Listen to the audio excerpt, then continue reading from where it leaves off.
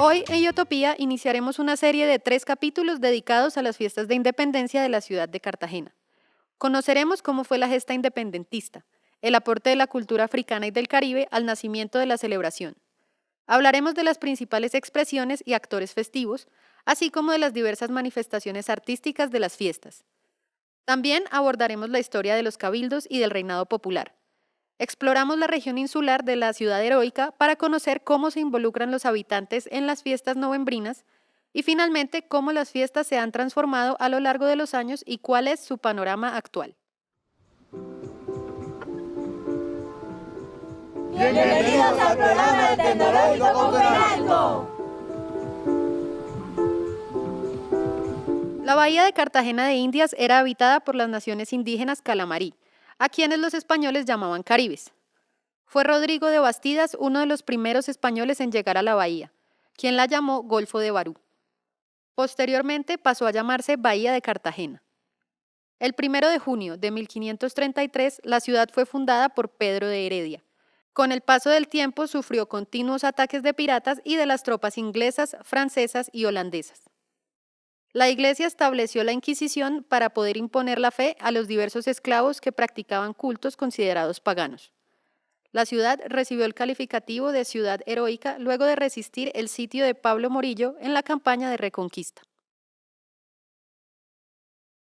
El proceso de independencia de Cartagena de Indias hay que mirarlo por un lado en el contexto de todo el movimiento que se dio en el mundo iberoamericano, no solamente de lo que ocurrió en América, sino también de la directa repercusión que tuvo la política que entonces se hacía en Europa y particularmente en España.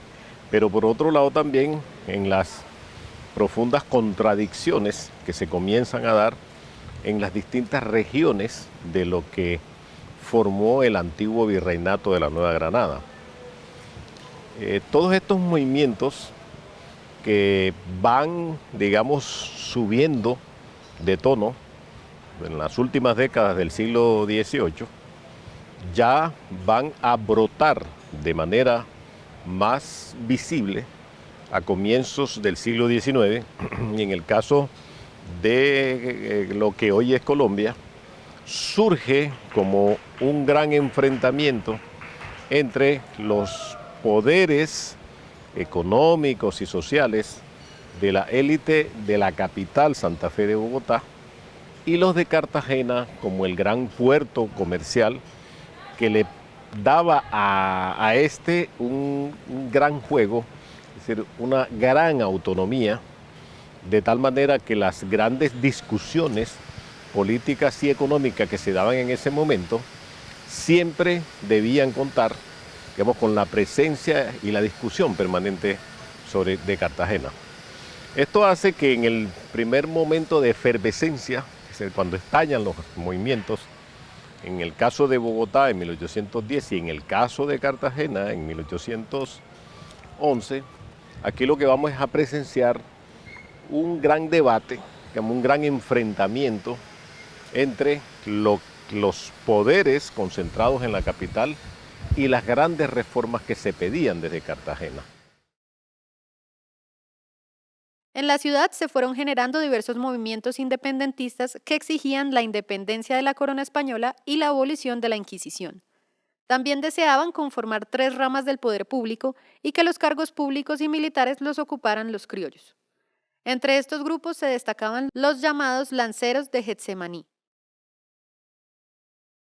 Los lanceros de Getsemaní nacen en la Plaza de la Trinidad ese 11 de noviembre de 1811, cuando el matancero Pedro Romero es el entrelace entre la Junta Suprema de Gobierno, conformada por los criollos y el gobernador Monte, de origen español, y el pueblo raso de Getsemaní, que era conformado por habitantes esclavos, negros libertos, mulatos, zambos, mestizos, aborígenes, negros escapados, en fin, una comunidad que era la comunidad que trabajaba las labores duras de los españoles y los criollos en la colonial y recién creada Cartagena. Este 1811 se convierte con una serie de antecedentes como el 14 de febrero de 1810, como la lucha con Mompox, como el 20 de julio de 1810 en Santa Fe de Bogotá. Esta serie de antecedentes reúnen a que Cartagena, como puerto y enlace de la corona española y América Latina, comienza esa evolución de lo que es la libertad. Por eso se llaman Ejército Pacífico, Libertador y Civil de Lanceros. Lanceros porque nacieron aquí en Getsemaní. Se dice que la historia cuenta que ese 11 de noviembre de 1811, muy temprano, el barrio estaba alborotado, el pueblo estaba enardecido, y saliendo de la Plaza del Pozo llegaron aquí a la Plaza de la Trinidad el gran Pedro Romero, un hombre valiente, con deseos de querer modernizar la revolución política de la ciudad. Convoca a todos los sublevados y con hachas, azadones, palos, machetes, cuchillos y las trancas y las lanzas que utilizaban para tapar o cerrar las puertas eran las armas de este ejército civil libertador.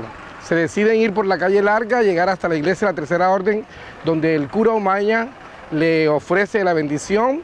Cruzan lo que hoy en día es el Camión de los Mártires, cruzan la boca del puente, emblemática Torre del Reloj, y llegan hasta la Plaza de la Gobernación, hoy llamada Plaza de la Proclamación, porque allí se dio la proclamación de nuestra independencia. Le exigen a la Junta Suprema que obligue al gobernador Monte a declinar del cargo, expulsarlo hasta la isla de Tierrabomba en Boca Chica, y que la Junta Suprema firmara el Acta Absoluta de Cartagena de Indias como acta de independencia.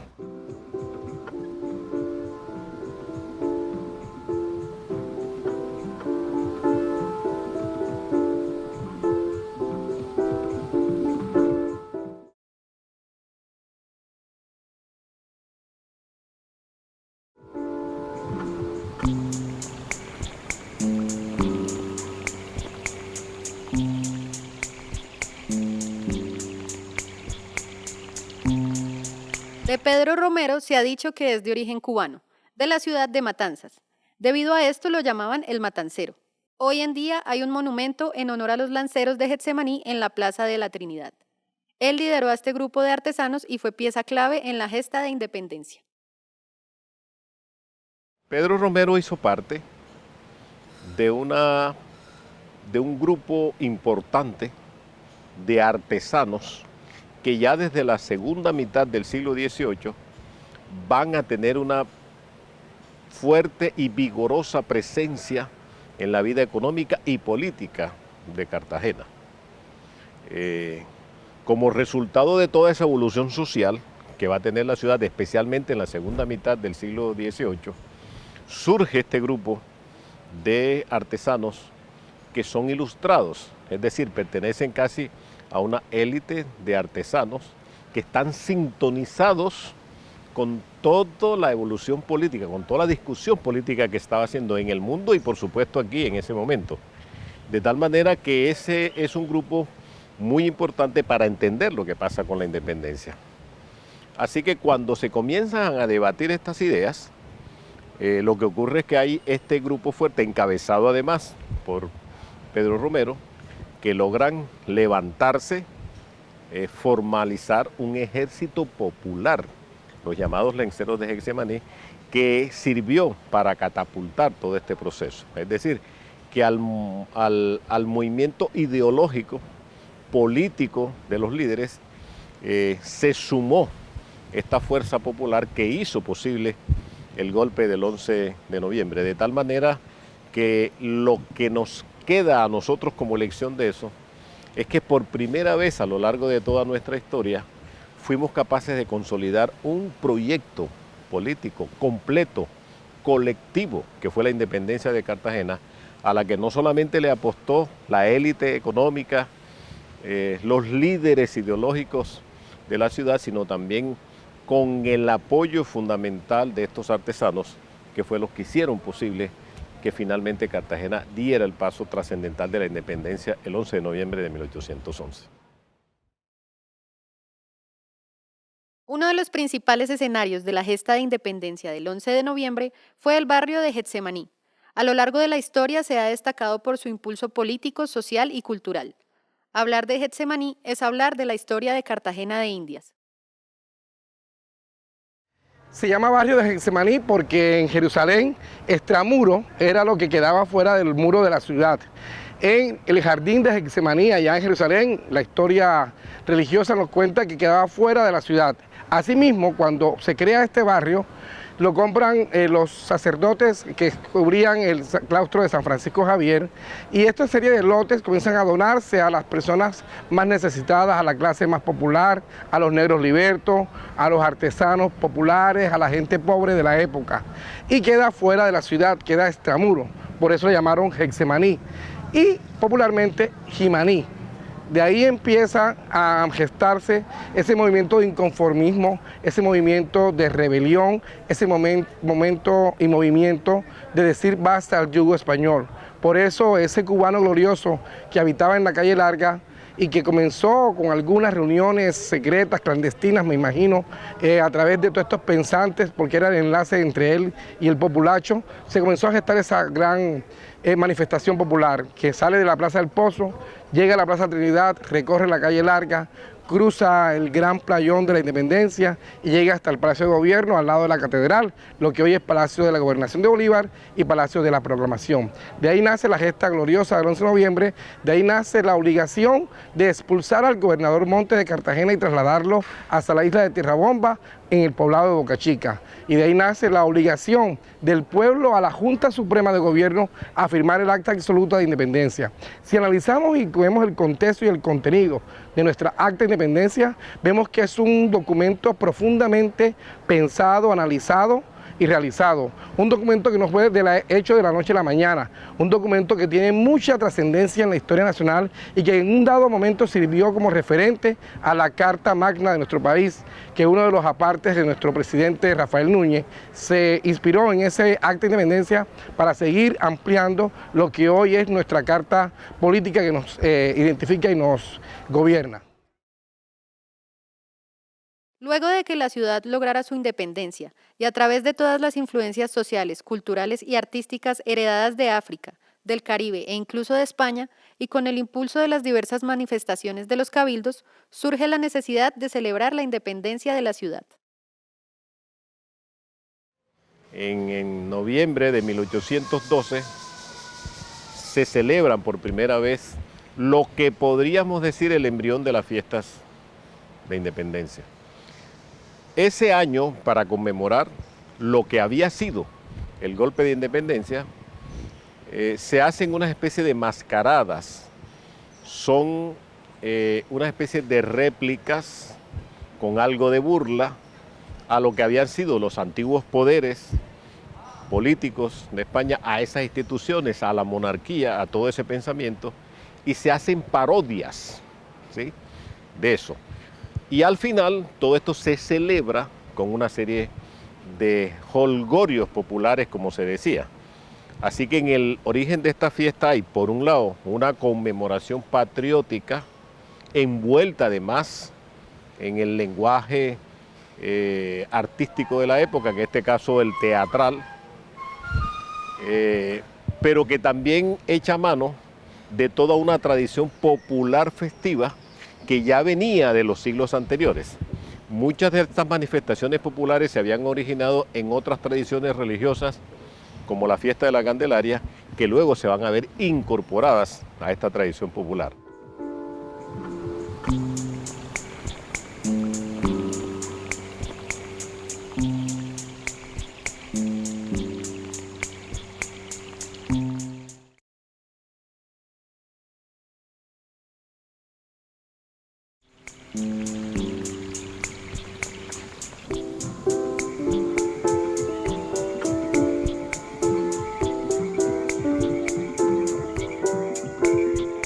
Con Getsemaní podemos destacar la isla de Tierrabomba, que hace parte de la región insular de Cartagena. También fue un escenario clave en la historia de la ciudad y del país. Su aporte patrimonial es muy importante, pues fue escenario de diversas manifestaciones artísticas y culturales de origen africano y del Caribe, que han aportado a las fiestas del 11 de noviembre. La región insular está en toda la bahía extensa de Cartagena. La isla de Tierrabomba la componen 4 centros poblados: corregimiento de Tierrabomba, vereda de Punta Arenas, corregimiento de Caño del Oro y corregimiento de Boca Chica. Todos descendientes afros, porque Boca Chica era la entrada principal de los barcos que traían a todos los esclavos del África. Y aquí se asentó toda esa cultura milenaria, o más bien la diáspora africana. El aporte patrimonial son los fuertes. Por ende, Cartagena es patrimonio histórico y cultural, y pienso que Boca Chica es una vitrina para esta mención, porque tenemos fuertes hermosos como el Castillo del Ángel San Rafael, la Batería de San José, Fuerte de San Fernando, colaterales Santiago Regis y San Felipe, la Chamba, Santa Bárbara de Portugal, en fin, muchos, los hornos. Acá en Boca Chica se encuentra el horno del Gran Diablo, donde eran extraídas las piedras de las canteras para construir las murallas. Y por ende, somos partícipes de ese patrimonio histórico y cultural. Y la fiesta la vivimos porque aquí, a orillas del mar de Boca Chica, 400 hombres dieron su vida por la gesta independentista. La influencia de la cultura africana es la parodia, como te decía, el Cabildo de Negro, donde parodiamos a los españoles. La mofa, el son de negro, nosotros mofamos a los españoles.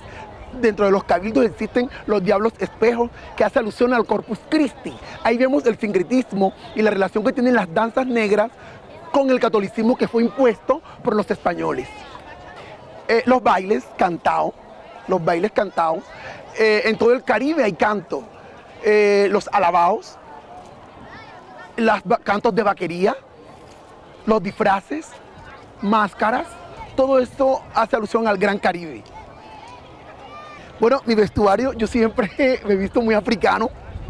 Yo pertenezco a la casta Minada Santi y pienso que el afro debe tener una identidad, tanto como en el sentir, como en la parafernalia que usa. Y siempre me he visto en homenaje a algún santero o algún oricha o algún personaje de mi Boca Chica.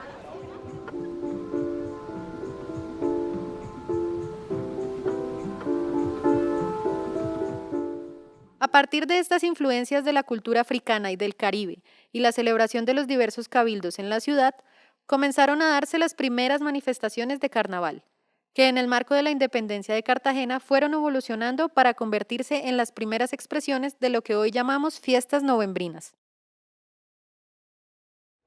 Bueno, en Cartagena existieron celebraciones en la época de la colonia. El carnaval es una de las fiestas coloniales que hubo en Cartagena. Hay muy pocos estudios sobre eso, pero lo que sí se sabe es que las manifestaciones de carnaval permearon otra festividad importante, que son las fiestas de la Candelaria, que se celebran en el mes de febrero, y además fueron alimento fundamental para las fiestas de independencia, que pasaron de ese sentido patriótico y libertario a tener un toque más de manifestaciones carnavalescas, precisamente por la influencia del carnaval. Y también han dicho ya los investigadores que las manifestaciones del carnaval de Cartagena alimentaron fuertemente el carnaval de Barranquilla, y algunas manifestaciones que están desaparecidas o, digamos, debilitadas en Cartagena viven y están fuertes en Barranquilla, y ese es un espacio pues que también el Carnaval de Barranquilla ha reconocido como se ha alimentado de toda la riqueza cultural de la región. Entonces, esas manifestaciones del Carnaval de Cartagena, que ya no existen como carnaval, están presentes también en las fiestas de la Independencia de Cartagena. Una de las principales manifestaciones folclóricas y culturales de nuestro país es el Carnaval de Barranquilla, que se vio fuertemente influenciado por las primeras expresiones festivas y paganas traídas por los mandingas, los carabalíes congos, las minas de negros y los cabildos. Estas manifestaciones ayudaron al fortalecimiento del carnaval. El Carnaval de Barranquilla tiene un origen bastante longevo, si se quiere, que en el año de 1826 se encuentra el primer documento que habla sobre la existencia de un viajero inglés que viene a Barranquilla y habla de la existencia del carnaval. Pero realmente la tradición del carnaval viene de las ciudades coloniales de Cartagena, Mompox, Santa Marta, que llega a Barranquilla, que era una ciudad moderna, republicana, cosmopolita, con oleadas de migrantes, y realmente florece, el carnaval florece más en Barranquilla, pero sus orígenes, sus ancestros, vienen de los pueblos ribereños y de las ciudades coloniales como Mompox, Santa Marta y Cartagena. Por ejemplo, los cabildos de negro que se hacían en Cartagena, con esa profusión, digamos, de afrodescendientes y de los esclavos africanos que llegaban al puerto cartagenero. Estos cabildos negros dieron origen a las danzas de Congo que tenemos en el Carnaval de Barranquilla. Tenemos farotas de Talaigua que también vienen del río, tenemos una danza de paloteo que también es oriunda de Bolívar. Tenemos muchísimas danzas que vienen del departamento de Bolívar, ancestrales y que forman parte de las 13 manifestaciones que han sido declaradas por la UNESCO como Patrimonio Oral Inmaterial de la Humanidad. A partir de una gesta como la del 11 de noviembre de 1811, cada año podemos celebrar las fiestas de independencia. No hay que olvidar que no solo se representa lo festivo, también hay un gran valor histórico, cultural y artístico.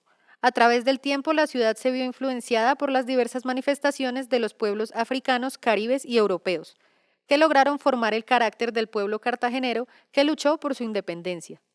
Un pueblo libre que nos da estas fiestas, que no son solo de Cartagena, son de todo un país. Es ahí donde reside el patrimonio inmaterial de las fiestas novembrinas.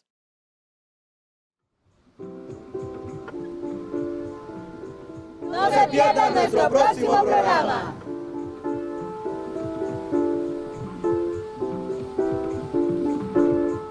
En nuestro próximo capítulo nos acercaremos a las primeras celebraciones de las fiestas de independencia y cómo éstas poco a poco fueron creciendo, qué valores representan, cuáles son sus principales manifestaciones y cómo en torno a esta celebración se articula la ciudad. Hablaremos del origen y las características de los cabildos de negros que son parte fundamental del nacimiento de las fiestas. Conoceremos mucho más sobre el barrio Getsemaní, los lanceros y el reinado popular, hoy reinado de la independencia. No se lo pierdan, los esperamos.